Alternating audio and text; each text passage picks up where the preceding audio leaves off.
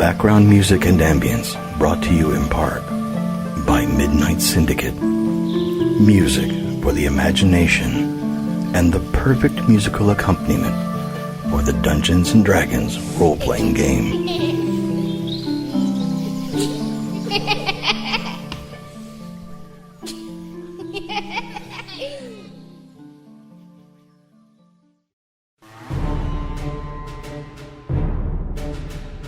In a world where things are not what they seem,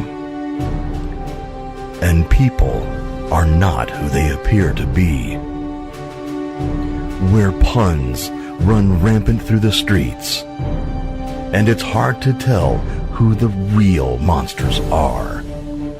Finally, the culmination of 2 epic campaigns.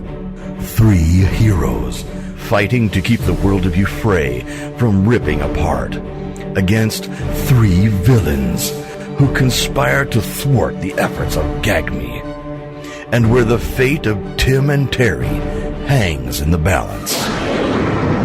Now, let's join Sir Thadeus Trebilcock, the wild magic sorcerer, Francis the lion, the gladiator bard, Malphaedor, the fallen Aasimar oathbreaker, Ayda, the drow rogue, Nastly, the half-halfling, half-fainting satyr bard, and the rogue warlock Hesh von Eggars, as they each continue in their relentless pursuit of a fool's quest.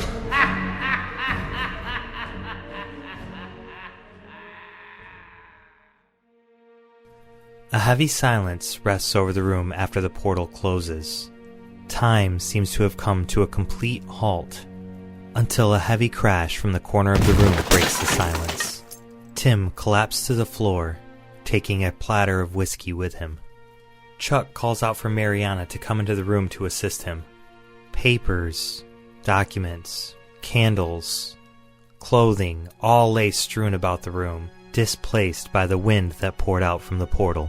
Although the danger is clearly gone, images of that terrible creature wrapping its tentacles around Terry still flash in your eyes. Terry, now gone, somewhere in the in-between. His brother, Tim, lay passed out on the floor from the shock. Chuck, the chief instructor of the Cheddar Division of the Global Adventurers Guild, Master Enterprises, administers first aid to Tim. The smell of ozone, strong in the air from the magical portal that just was here moments ago, is the first thing you recognize as you break from your stupor. I'm gonna probably just waller in my own blood for a second. Malphaedor quickly wheels around on his heels and to Chuck. What the fuck, Chuck? Chuck is down on the ground administering some kind of, something to Tim, and he's like, I don't know, man. I have no clue what that was all about. We show up for just a few seconds, and all hell's breaking loose. Mariana comes running into the room, and she's like, what happened? What's going on here? And Chuck says, I don't know. He just went unconscious. Get him down to the healers. And Mariana gets down, and she starts using some light healing on him, but he's not waking up. Tim's not waking up. Yeah, and Terry is completely gone. Terry's gone. Yeah. He was stuck in the in-between. Yeah. Terry was sucked into the void by the tentacle creature. Yes. Dun, dun, dun. Sorry about your luck, Terry. We'll hold a memorial service at sundown. 21 crossbow salute. I'm gonna use my scroll of healing word and try and recover a little bit of the bullshit that happened to me. Okay. Since it's a scroll, what level would I cast it at, or do I just... Just the standard healing word level, whatever level that is at. 2. 2, okay. I'm going to walk over to where the portals were and look around and see if there's any, burnt marks on the floor, any kind of sign that they were just there. Yeah, there actually is, which is a little bit different from what you are used to, but there are actual burn marks melted floor. It goes all the way up to the ceiling as well. You can see that a perfect line was burned in. It's about 2 inches thick, which is interesting for a portal because most portals are like 2-dimensional, right? So it's you walk through a flat space and pop out the other side. Sorry, healing word is level 1 before a rules Nazi fucking finds me. As it is, I already get enough wrong. I can't let this keep happening. I'm tired of getting called out. I just want to. I checked the D&D Beyond. My bad. Hey, if we're getting feedback by all the rules Nazis, we've got listeners somewhere. No, there's the ones that hate me because I get the rules wrong. Sweet. Fucking spellcasting mod. People listen to our show just to tell us what we do wrong. There's plenty of it. Heal 7 points. All right. Now you're only mostly dead. Oh, still very. I am slightly over half health at this point. Yeah. So while Malphaedor is cussing at Chuck and Chuck's trying to help Tim off the floor, I'm going to investigate the room and see if there's any remnants or anything left behind by the assholes through the portal. So you look around, and I'm not even going to make you roll a investigation check for this because nothing that they tried to throw through the portal actually came through. So you can look on the floor, like where they would have been distance-wise through the portal. You can see where they are, or where they would have been in the room, but there are no signs that there were 3 other. And are there any signs of that ruin or anything left behind? Yep, just what Thadeus found with the burn marks on the floor and on the ceiling. Okay. Who had the unbridled wrath and the portal of Mount Obix? Me? I don't think I was carrying it. Everybody just pointed to everybody else. That was the quest item for season 3. Yeah, I don't know we if you guys got remember. it, but I don't remember who's. Yeah, I don't know. We Who's just carrying carrying group it? loot and Yeah. took off. Yeah, I got lots of It's on the scrolls. Facebook page. it's in my bag of holding. Yeah. You do not have a bag of holding. You shut your Why mouth. not? It's on the random roll table. I should have started with one. I tried. What? He said no. Yeah, sure did. Is that what your Every- was that every- your one magic item you tried to do? Yeah, every campaign that I play, I try to get a bag of holding, and he never lets me take one. They have to be earned. They're always out there. They're always out there, but they're not a gimme. I want to put So a portable hole in it. So See what happens. Who are you going to retroactively say has this thing? I think Wizard Man has it. Sure, I'm carrying it. I would assume so, yeah. Okay, all right. So you got that. And Mariana gets under Tim and helps lift him up, and because Tim's a halfling, and she says, "I'm going to take him to one of the bedrooms downstairs. I will get him some medical attention." Mm-hmm. I didn't remember that Tim was a halfling. Tim and Terry? Yeah, They're both halflings. They're halfling? They're halflings? Yeah. They're halflings? they're half brother halflings. Half-brother, halflings. They're halfling werewolves? That's Halfling? fucking awesome. So everything I imagined Tim and Terry looking like was wrong. little were-scrappy dudes. Because I thought they were full-size werewolves. I didn't realize these were baby werewolves. It's kind of like Wookiees and Ewoks. They're like half the size. Much God, less intimidating now. I hate that. Yeah, that took away a lot of the like cool threat I saw in my brain. God, I made them sound so vicious. Were corgis. Yeah. I must have missed the part you said halfling the first time. I've always just thought of them as human. Yeah. Oh, shit. Oh, well. Sorry that I broke that image for you guys. Yeah, I really hate the image I have now, so that's good. Hey, was their mom the halfling? No, their mom was... Oh, mom cool. was human. Ingvold's still going to bang their mom. I just want to make sure. It didn't matter if she was a halfling or not. It would have made more sense if she was a halfling, though. Yeah. Hey, Ingvold likes them Tall? at all sizes. As we his large Marge knows. Call back to season 1, Oh, episode God, like the whole 5. large Mars thing just Two. straight your halflings. Was it episode? No, we didn't Season- have anything to do with Large Marge. Tim and Terry No, I flirted with Large Marge at one point. Yeah, when you guys came out of the basement, I I don't think. remember that. Yeah, we never got done with the rats. Yeah, I think we blocked it out. I blocked it out for sure. You weren't here for the rats. You missed. That was in the first session. Was there whenever we went for There not was Mike? something. I don't know. There was a sexy music time I for blocked it out. him. There's And something she with a had a spoon spoon and in some her hair. hair He walked in, and Large took notice of him. I blocked it out. Who because he was doesn't? short. She has a thing for the small fellas. Who doesn't really? Which So explains anyways- the whole Tim and Terry thing, too. I guess. Yep. For those of you playing the home game, Ingvald's first encounter with Large Marge happened way back in Season 1, Episode 10, affectionately titled Love Gravy. And now, back to the show. All right, back to whatever the hell's going on. Poor guys. Back on track. Oh man. So what about the book? Yeah. Yeah, got a it. book. We got a book. All right, great. Something Obix. Yep. The main quest item from last time.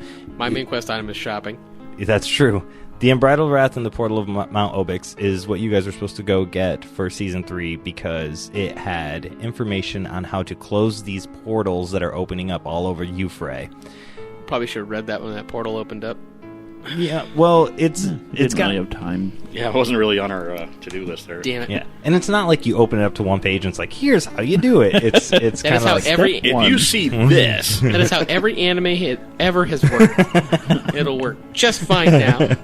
Just got to roll for it, right? If I get a nat 20, I find that page. I don't even open one the of book. those flukes where you just open it up. There it is. I don't even open the book. Just point the book.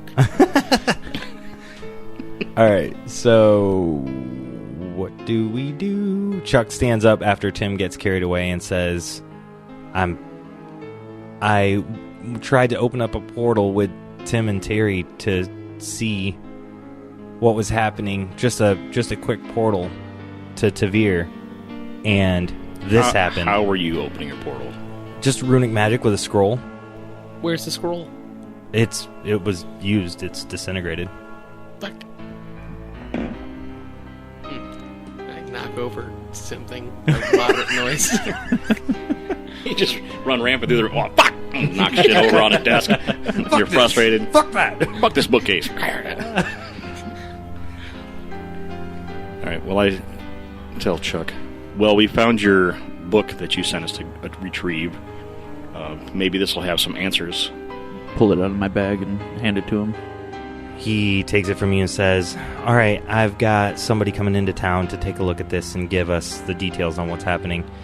I don't have knowledge around this background myself, but one of our archaeologists is going to be here to go through it. He should be here later today, maybe tomorrow morning earliest. Good. Update me on what's been going on with Terry since we've been gone. Well, he went after Chyla Tuff. They figured that out. I gave them a We figured that out.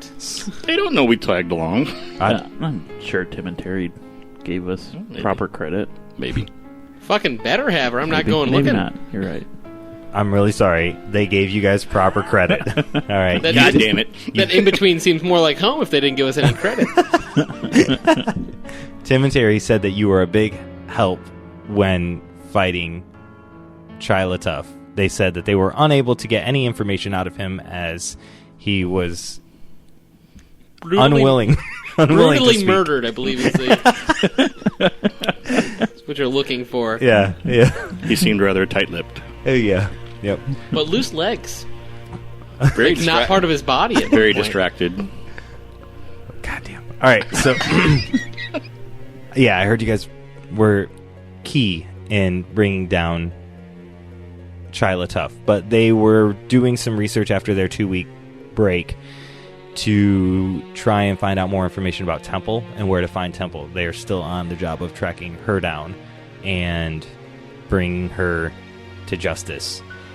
I don't know what they had in mind, but Tim said that he had a lead he wanted to follow up with in Gaydon, and that he wanted to follow some research that we had in Tavir at the GAG-ME Western Division's headquarters with the books.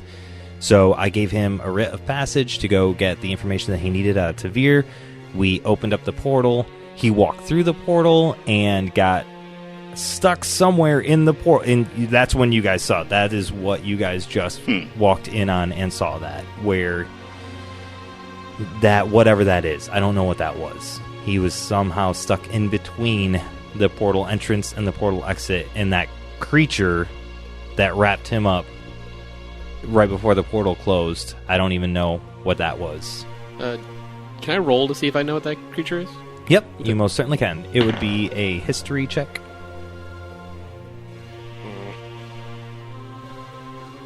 12.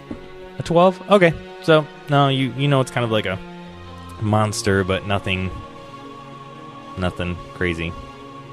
I would give it a DC 15 to give any kind of real insight into it. Hey! I got a 15. So the alert appeared at the top of my screen. Well, Malphaedor would know this growing up in the Church of Greyhawk anyway. Have a little bit more insight into creatures of demonic and, evil attributes. And Fiends and aberrations. Yeah, fiends and aberrations. You would know that this is a beholder. Eek. But this beholder, the one that wrapped him up, looked much bigger than the ones that you had seen in your libraries and your history texts. So maybe the libraries and the texts got it wrong, or maybe this one's just different, but there are some differences in between. But you don't really know a whole ton about them either. You just have a general idea of like, hey, that's a beholder. Like personally, I do, but not right. Doesn't. Yep. So it would definitely be something you'd want to get more information on. Right. Now, somebody mentioned Gaydon. Who was Tim going to Gaydon? Yeah, Tim and Terry said that they had a lead into Gaydon. For Temple? For Temple. Well, Gaydon is Malphaedor's hometown. So whenever he heard mention of that, he definitely perked his ear and paid attention to that portion of that conversation. Okay. Yeah. They're going to need time to read through the books, see if they can find whatever it is they're looking for. Terry is God knows where. Tim is going to take some time to recuperate. Maybe we can follow up on his lead for Temple, track her down, and maybe get some answers out of her if we can find her. Yeah, I'd like to talk to Tim, see if he knew. Yeah. When Terry disappeared, he said she's real. She's coming. Is that what he said? He found her. He found her. Okay. I want to know who her is. Yeah. Who? See if Tim has any idea who he's talking about. Yeah. Who he's talking about before he vanished. Yeah. Plus, Malphaedor It's has their mom. some personal business he'd like to attend to in Gaydon. Okay. Okay. So, hang out here for a few days and see if Tim wakes up. And Yeah. There's some things I Yeah, we'll want let to him. We'll let him check out. kind of get together, and maybe do we have any kind of a library resources at GAG-ME here? Yeah, GAG-ME's got some resources. I mean, it's not as extensive as the collective, but Right, yeah, not at all. There is a library here in GAG-ME for the Outpost. There is also a library for Greyhawk here at the Temple of Greyhawk. Mhm. There is also the Mages Guild has some stuff here that if you are a mage, you'd have access to in Cheddar for the Cheddar Division. Cheddar is a very, very large city on the Dairy Coast. It is the largest city on the Dairy Coast, so most of these guilds have some kind of post here. Chuck says, I'll get this book over to my contact as soon as he gets here. He should be here later today. If you guys want to check back later tonight or tomorrow morning and check up on Tim, and then maybe I'll have some more information from my contact for you about this book. okay. Where is the creepy vampire bitch? Oh, the one from the catacombs. Yeah, what's her name? One second. I believe he said it was creepy vampire bitch. That is her proper name. Yeah. Sorry, Ms. Creepy Vampire Bitch. Kistra, the necromancer. Is she anywhere about? Boot. A boot? Kistra is somewhere around here. Do you want me to summon her? Yes. Okay, we can do that. What are you gonna talk to her about. I'd like to get her take on what transpired. If she has any theories or if anything is sparked in her little creepy vampire noggin. She's not a vampire. She's a necromancer. Whatever. She was sitting there drinking blood when we first met her. She was drinking red wine. Is there a Bardic College in Cheddar? Yes, Or- there is. What would we name it? It's gonna be something cheesy. I don't know. The Ritz. The Ritz. It's a cracker. The Astley. It goes with it. Come on. No. No. You can't have any Nastly jokes. That's my thing. Look, this is a world joke. This is a world building joke. Fuck. This is going to be on the lore quiz for season 4 new recruits. Well, no, because if there is one, then I now have to go there, so I have to figure out what the fuck I'm going to ask to go to. You haven't already gone to Bardic College? Well, I have. What is my Bardic College, actually? I don't know. I want to figure out who Francis the Liar is, and Oh, I'm in the College of Glamour. and see what kind of information we can get on him and his 2 fangirls. College of Gouda Time? Fast times at Goodma High. The halls, Gudamon. the halls of Sargento. The halls of Sargento. That's not a bad Yeah, one. I like it. All right, we'll do Sargento College. Sargento College. Sargento College. It is done? It is done. It has been spoken. So let it be written, so let it be done. All right, so Sargento College is the Bardic College here in Cheddar, and it is the one that Nastly went to. Let me change that in my notes. All right, so while you talk to Kistra, I'm going to go to Sargento and see if they have any record of Francis the Liar attending any of their campuses. I guess I'll follow the wizard man to my college. Yes. You can make all the proper introductions. Yeah. Unless they see you and then shut the doors and, oh shit, here he comes. Hey. I was a straight A student. Yeah, but you play a kazoo, so... Best A kazoo player in college history. The Only. For now, until my army also has to go to college. My army. Army of satyrs. Should have sent Romeo and Juliet here, but like, you should probably go to college, kids. I mean, All right, is that what we want to do? Okay. well, then I'm going to get drunk at Ingvald's bar. Yeah, that's That's a different Oh, playing yeah. opportunity. makes sense. Makes sense. Okay. So you guys are going to meet with Chuck in the morning. In the meantime, you're going to go split the party and do your own different things. It is still early in the day now that you guys are back into Cheddar. And you break apart to go to your different ways. Chuck takes Malphaedor down to the cafeteria, and Kistra is chilling there drinking her red wine, not blood. And he says, Lady Kistra, do you have a moment? And she's like, yes. What can I help you with? Are we 100% certain that was the original voice? Who cares? It is now. Yeah. I didn't like it. I was hoping to get it changed. It's like literally episode 2. Yeah. We've had like 90 episodes since then. Yes. We've had a lot. Yeah. Our microphones weren't even good back then. Who knows what it sounds like? Sounds like... It's an alien language. I'm a vampire. Anywho. Is that fucking Christian Bale Batman? I'm a vampire. That's not Mike. Yeah. Lady Kistra.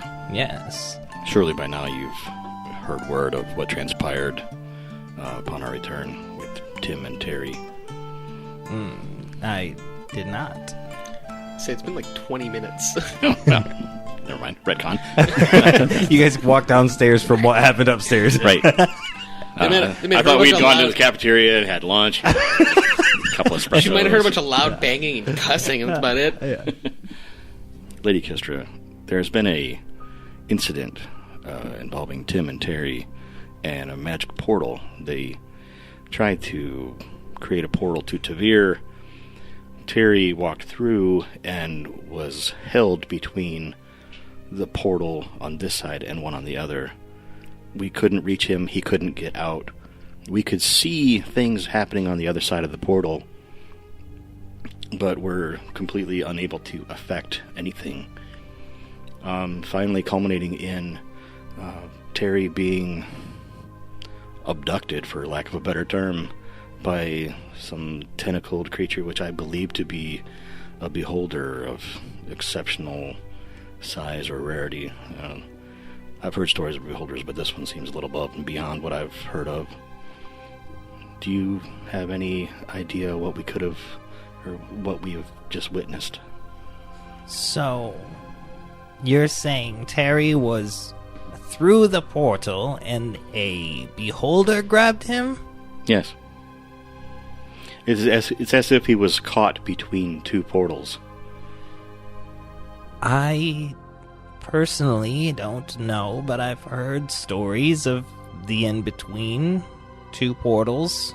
It's all folklore and myths and tales, but nothing I've been able to verify. The in-between. Yes, the dead space between the portals. What transfers you from one place to the next?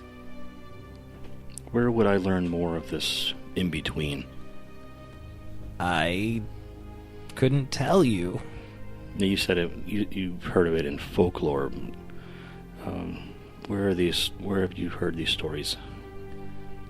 Chuck chimes in and says, actually in the book that you brought, there's some mention of the in-between. Convenient. There are theories around it, around how magic can come from that place, or that's the place where gods can reside. But there's no real known information about the in-between. Mm-hmm. Hopefully our archaeologist will have more information for you. Okay. Well, Miss Kistra, thank you for your time and your insights. I appreciate it. And she says, the beholder that you saw, why do you think it was bigger than a normal beholder? Well, I remember as I was coming up through the clergy of Greyhawk, they had several books on fiends and aberrations, and at first I thought that they were just interesting, some of the diagrams and woodcuts that I saw, but most of the stories, or most of the descriptions that I read, were of a creature significantly smaller than the one that we saw take Terry, which leads me to believe that it could be something a little above the norm. I see. I would recommend doing some research into those beholders. I'll see if I can find some literature. Thank you very much. I intend to do so. As she chokes on red wine. A little blood ribbon. Excuse me. Yes, I know beholders once walked this world. I haven't seen them in a long time. People say that they live deep below the surface of the planet, but I couldn't tell you. I do know that there are histories of them, overturning entire cities, killing entire towns without any hesitation. Some would say it's a sight to behold. No one would say that. I'm not there. You don't speak to me. He said beholders walk the land, and I immediately pictured a beholder with two little legs. Yeah. That's how I was like doing strolling this, through the Yeah. room. Just walking around like a Mike Wazowski. I saw a meme like yesterday or the day before. It was Mike Wazowski. Mike and his Wazowski plus weird the girlfriend, tentacle yeah. form. Yeah. I'm like, it makes sense. Yeah. You want beholders? This is how you get beholders. Keep making fun of the GM, guys. I'll see you over your dead bodies. Hey, I've got no problem rolling a new character. That's fair. This is the Surprisingly, I didn't do it this time. first. So this is the first season with back-to-back same characters for you. Yes, carry over characters. It's only because you hey. made this one semi-immortal, so you gotta kind of keep... It's hard to kill him off now.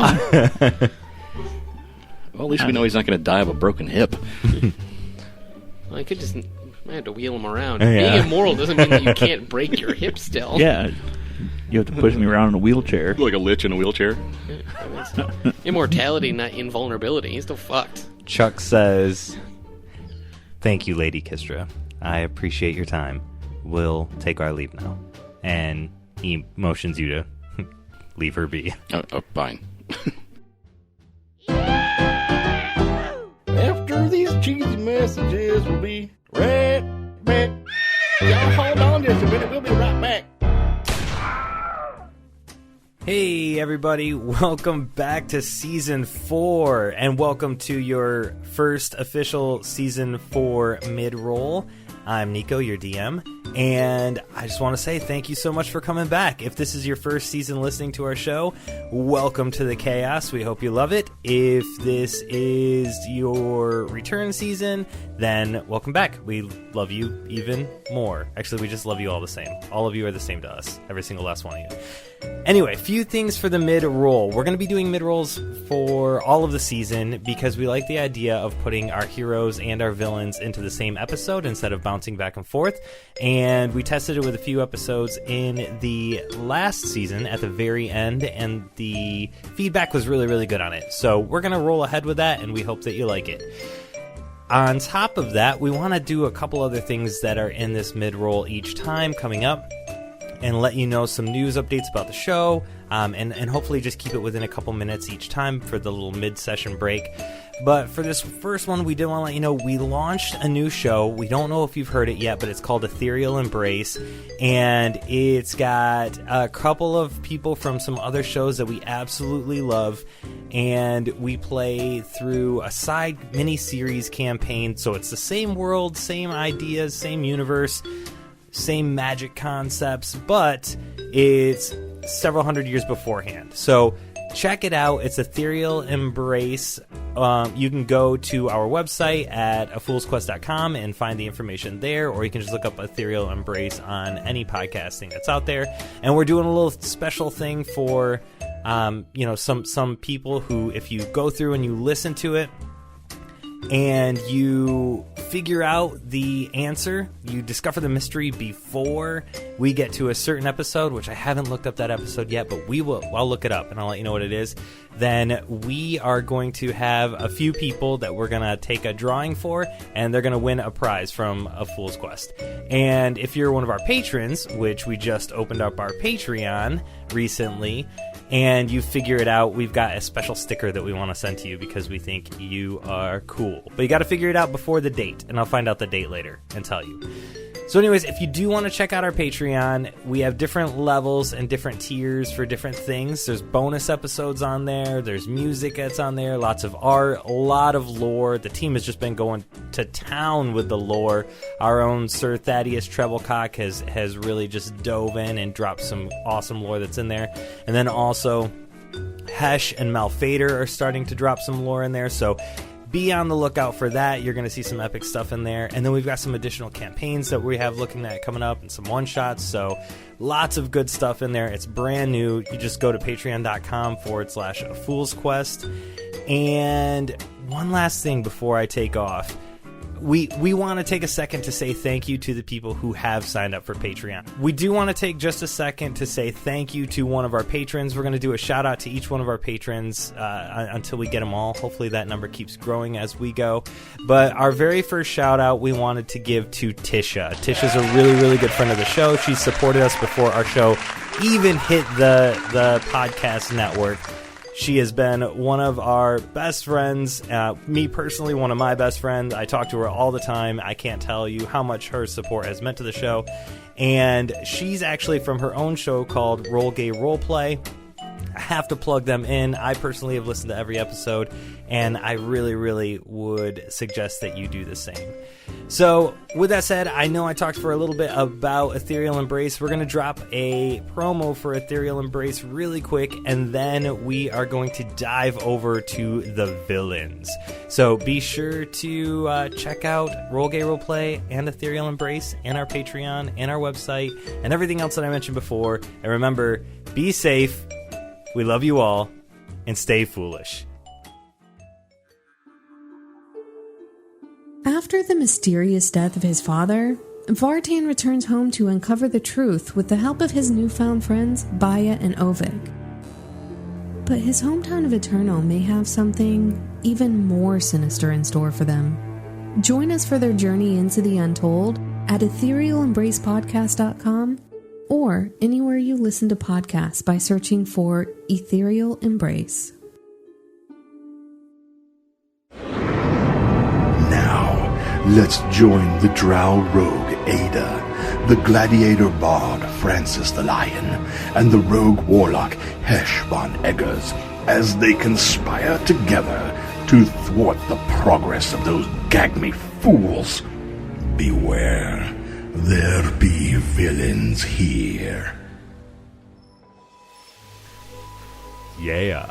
Okay, so you guys were on the boat. You were on Captain Murphy's boat and on the Clab, and the portal closed in front of you. Douche was gone with Thorkillen, but left you with Murphy. Yochi was gone at Thorkillen's place, tending the mushroom farms. Thorkillen left a book. Not Thorkillen, I apologize. Ayda got a book from Douche that had his next request from you guys, his next job from you guys to go do. And Ayda, Francis the Lion, and Hesh von Eggars, you stand in Captain Murphy's cabin on the Sea Lab, also known as the Clab, just on the waters, docked at Pharaoh's Expedition Point. Douche and Thorkillen had teleported away. You finished the portal conversation with the heroes, and that portal closed, and you stand here alone in Captain Murphy's cabin. Well, not alone, but the three of you in Captain Murphy's cabin. Ayda, you know that there is a book here that Thorkillen wanted you to get that would have your next job in it assigned to you guys to go do. Obviously, Douche did not know that you were going to have some weird portal shit with Tim and Terry happen and then see the heroes before he sent you on that job, because it was his portal that messed up. So when he got in the portal and left, his portal did that weird wacky thing, and that's when the Tim and Terry event happened. So, are we gonna talk about what just happened to him? What was that ate him? Like, I've seen things in my dreams that are very akin to what that just was, but even that was just... Yeah, I have no name for that thing. I don't think it has one. Bethany. I don't know. It seemed to be trapped between the portals with him, though. I don't think we have to worry about it. It looked like a cuddler, you know? Bethany was definitely like the big spoon in that scenario, I think. She was a little handsy. A little bit, you know? We couldn't quite tell, because I couldn't quite hear him, but, damn it all if we tried our best, you know? And I would say that was basically our good deed for the year? Probably. Yes, we almost got him out despite those GAG-ME. Yeah, what was with that? I think I saw one. Like, that was we all definitely kind of Malphaedor. knew that was right, Malphaedor. Yeah, no, 100% him. What about that old guy calling Francis the Lion, Francis the Liar? What is up with that? I know that. Well, number one, that's not his name. Not at all. I have a suspicion about that old guy. Who brings senior citizens on an adventure? That's what I want to know. You know? Yes, he's definitely too old for that. He should hang up that ridiculous hat. Right. I can smell his... What's the equivalent for Ben Gay here? What's his face? Ben Moses' salve? I don't know. Yeah. Oh, yeah, Moses. Hell yeah, what was his wife's name? Barbara. Barbara. Yeah. Barbara. Yeah. Man, and then that what was that Horny satyr-looking little guy? It bastard? was a half satyr, half gnomon, a gnome satyr. Are those things now? I think he was a half-halfling.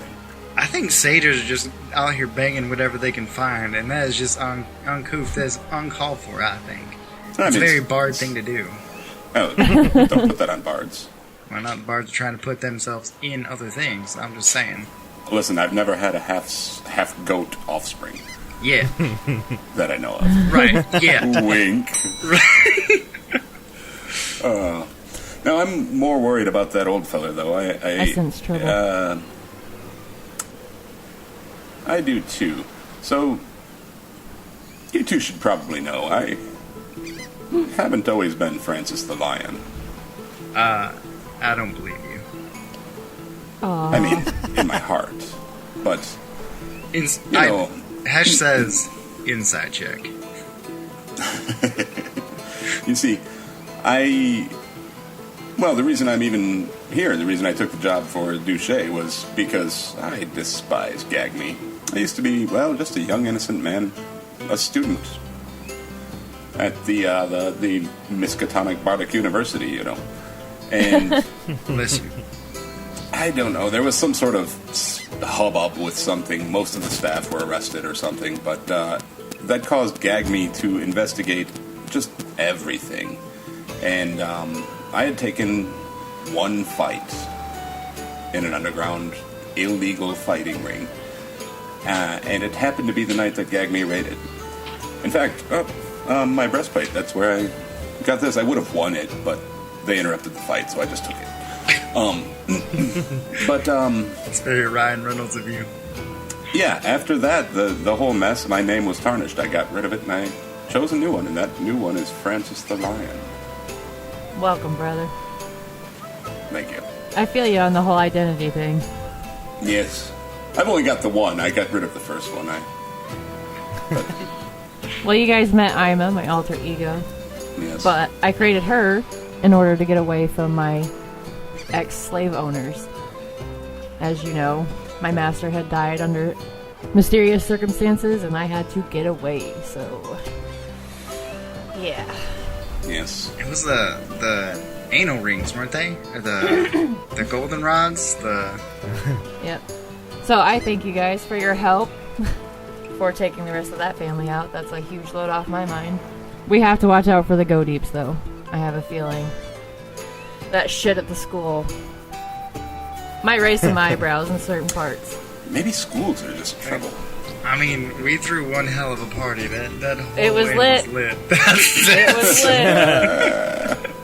Party of the century, I hear they're calling the it. The roof was on fire. That's true. So it was a cart and I think a donkey at the end of it.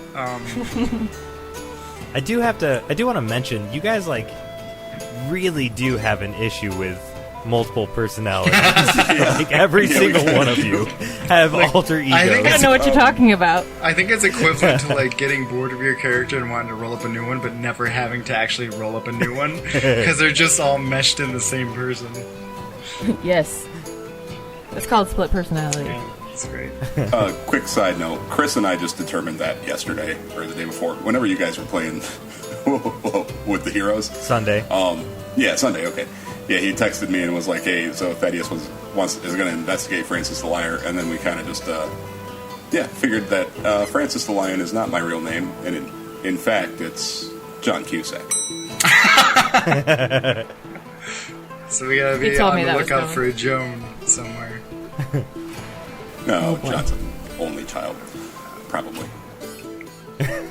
Yeah, I don't Joni. I don't have anything as long-winded or as devious as multiple personalities or identities. Hold on. No, hear me out though. But I do want to say Let's that, like, list them, shall we? All right, we might. However, that's less interesting than the fact that I have actually seen whatever just ate that. What was his name? Tiffin? Tidbits? Tidbits, I think it was Tidbits. Right. That sounds Tiffany. Whatever just ate Tiffany from that rift. Those things have been... That was Bethany.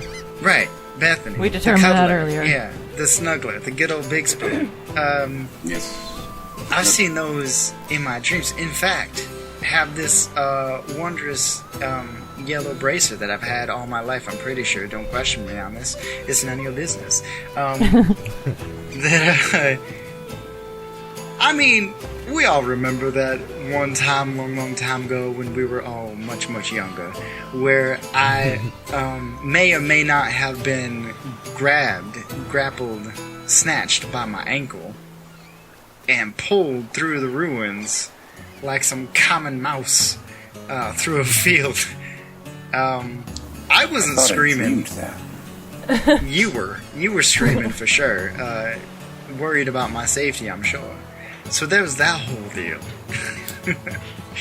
But that is absolutely the crux of it. Is that that's where I get my power, I think, because ever since I started accepting these dreams and these concepts, I'll say, I've been in this delicate balance of keeping my sanity and shooting eldritch blasts from my damn pinky fingers, which is actually pretty cool.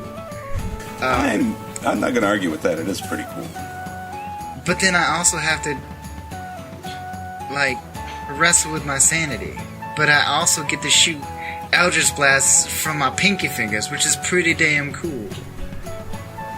Yeah, we know. I'm not gonna argue. Okay. For more information on this, please see Season 3, Episode 12, Wandering Moses. Now back to our regularly scheduled broadcast. The best. Podcast. The best is just like popping up on me, like I turn into him, and just going to meet him. Yeah. So, do we need to do anything? Maybe if I go and talk to my my squid daddy lord, you know, that whole dealio. Maybe they can give me some sort of guidance onto what Bethany is, or what she's doing, or if we should do anything to or help with the Tiffany situation, or Tiffany's best friend. I think that's her best friend, right? What's Tiffany's best friend who's on the other side of the rift? Teresa. Trevor? It's Teresa. It's Teresa. Oh, Teresa. Fell in with a bad crowd, she did. Sitting there with an old man, a horny goat, and then Malphaedor. What are those called? The bullfighters? Matador. Matador. The Matador. The horny The goat. Matador. You guys hear a knock at the cabin door, and Captain Murphy on the other side says, "Hey, if Douche's gone, can I have my cabin back? Please?" Is this one yours? Yes, this one's mine. Is the door open? Or is he talking through No, it? it's closed. Is He's ours talking still the through one it. downstairs? Yeah. Did you clean it since? Because it smelled like potatoes. I'm gonna mask of many faces, change myself into Captain Murphy, but with half of my skull missing and just hollow, and then a small mouse in there. Just like, but like completely, the mouse isn't moving at all, obviously. It's not gonna be able to. But it absolutely looks like it's just like mannequin, like maneuvering little tiny gears and such. So, for this, your little guy, what was he called? So it depends. We know him as Carlos. Yes, I forgot. I his was like, name is- shit, we have a name, right? His name is Chris Topher. He is a gazer. He's a small little beholder guy that we neutered, but is super adorable and amazing. And he transforms based on my guise. So when I'm the flautist, he becomes a flute. When I'm the old man Jenkins, he becomes my cane, so on and so forth. When I'm IPA, he becomes a flagon. And when you're Captain Murphy, he becomes a hat with a moving mouse inside. Yes! Yes! It is a clear fishbowl that wanders around and acts like it's steering you with little I'm controls. so happy. So I open the door. I go, what are you doing here, mailbox head? Oh, dear Lord, it's me. I'm beautiful. I'm gorgeous. Mr. Captain, we're really in the middle of an important project here. You're the one who asked us to put a robot brain in your body. I did, sort of. That is kind of what I asked. Also, why is he only 5 feet tall? That's as tall as they come.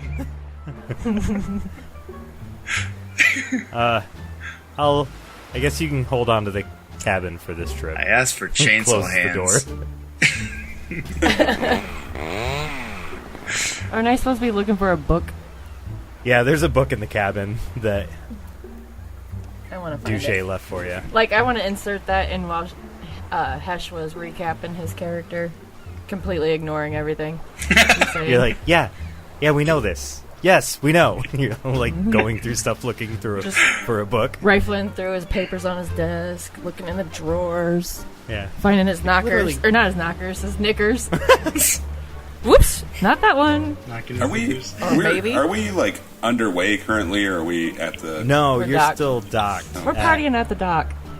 Yeah, you're still docked at Pharaoh's expedition point. Where are we going? Anywhere? I'm actually gonna go get... I thought we were supposed to get money from Captain Murphy for getting that information about the gnomes and that special mark, and them doing that, the brains in the robot bodies. Like, Yeah, we should just be about compensated for all those we were $2. supposed to, like, I sent word back to him about what we found in that mark, and I even gave him that mark, and we had paid that 100 gold. But he never gave anything to us. Go get him. He was just here. Go get him. Okay. Just out the Maybe door. he hasn't caught up with them yet. Pew! Close the door behind me, and I'm gonna run like a golden retriever after. It's still looking like Captain Murphy. Wait. I'm gonna... Yeah. Yep. I'm gonna continue to just sit on the edge of his, desk or whatever and look handsome. It's working. God damn it, it's working. Okay. So, you guys split the party, like you do, and we will first go with Ayda. Ayda, you do find the book that he was talking about that has a piece of paper sticking out of it that seems to be used for a bookmark of some sort. Alright, so I'm gonna obviously, first thing you look for is dog ears and stuff like that, so that I will go to that page that it's stuck in and see what it says. Okay. So, you're going to pop open this book. The book appears to be a merchant guild ledger. And the contents appear to have some high-ticket items in the pages and are marked acquired and sometimes marked sold with pricing written in the appropriate columns. Right, how old is this ledger? It looks pretty recent. Is there anything in there I would recognize? It's got a list of the items and how much it was sold for, but what about where it was sold or who it was sold to? Yeah, the page that you opened up to has a line item circled. And that entry says, Shifting Scroll. It's always what is sold and never how is sold, Is there any information other than what the item is? Yep. There is nothing marked in the sold column, so it leads you to believe that it's still in the inventory of that guild.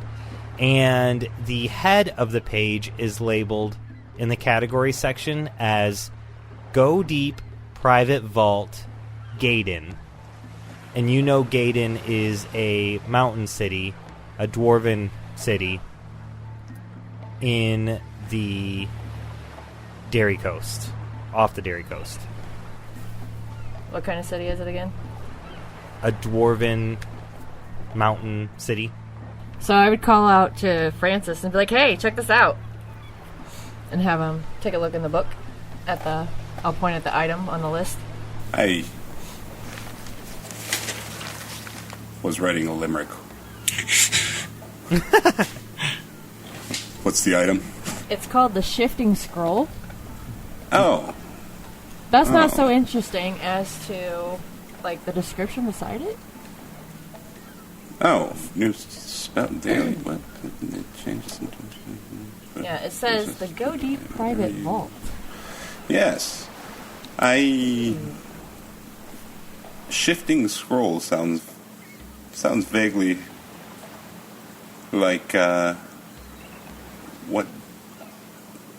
what Hesh is always going on about, and also what I think Douche was looking for. I don't know.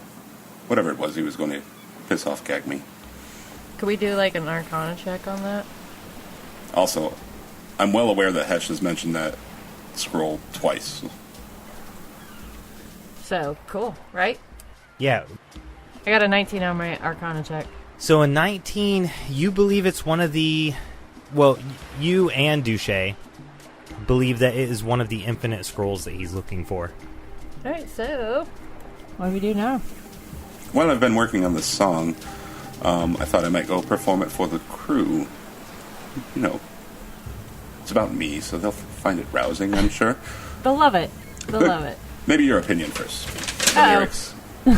There once was a man called John, who had a gift with a song, but disaster struck in the form of GAG-ME fox. And thus was born a lion. Nice. They'll love it. It's inspired. It's inspired. Oh, I'm gonna need you to play these bagpipes while I... No. Never mind. What now? Nothing. I don't think it's ready to be performed yet. Oh, come on, you got this. Do it, Francis, do it. No, but see, I've got to play the bagpipes also. Figure it out. Yeah, I guess you don't have to blow on those all the time. Fucking embarrassing. While you guys are talking, the piece of paper falls out of the actual ledger, the one that was bookmarked, and splits open, and it was a folded piece of paper that actually had words written on the inside of it. Oh, pick that up. Alright, before you read that, though, let's switch over to Hesh, who just caught up with Captain Murphy. Hey, you mailbox head. Hey, you also I don't like this. I mean... Fig nuts. And then I'll just change back to... I'll change back to Hesh. It was those damn torches. There can be only none. So it had come to mind that we had indeed followed up on those gnomes with the brains in the robots' bodies, and sent word back to you, even went so far as to give you the mark, which we purchased for 100 gold off of one of those gnomes. Where's ours? Yeah.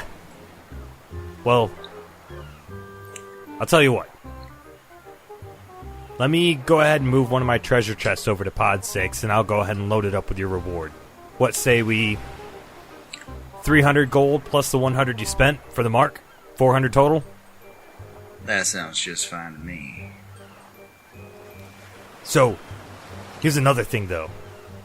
I don't know what all those gnomes told you, but I captured a couple gnomes on the way here, and I found out that on Rickard Isle, I think they've got a base of operations.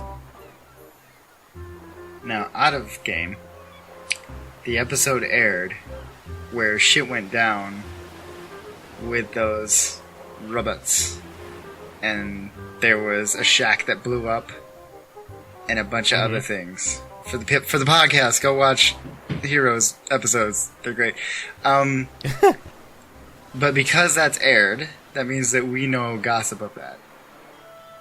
Yes. So, was that in the Rickard Isle? No, I am going to put a picture of the map in our chat right now. But it's a different terrain. So, like, the excursion that happened with those robots is not anywhere close to what's being referenced.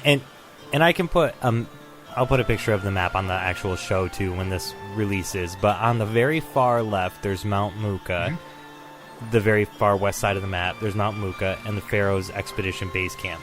If you follow that east through the Velkin Straits and through the Pharissean Gulf, you end up with a very large isle called Rickard Isle. Across from that isle, if you keep going east, there is the Tavir Jungle. Okay. The Tavir Jungle is where the heroes came into contact with those brains and robot bodies. Now, if you look at the very southeast corner of the map in the mountains, just south of Lake Teleosh, Gaiden, right? There's Gaiden. Yeah, it's the big mountain. Big mountain. All right. So, Captain Murphy, this may change, but for right now, we're gonna need you to gear up and get everything around to take us to that isle.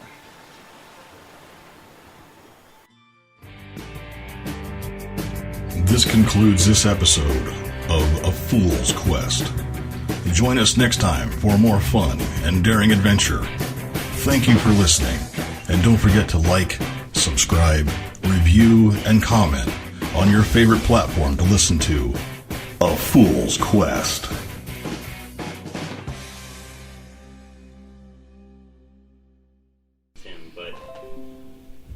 But somebody's computer is on.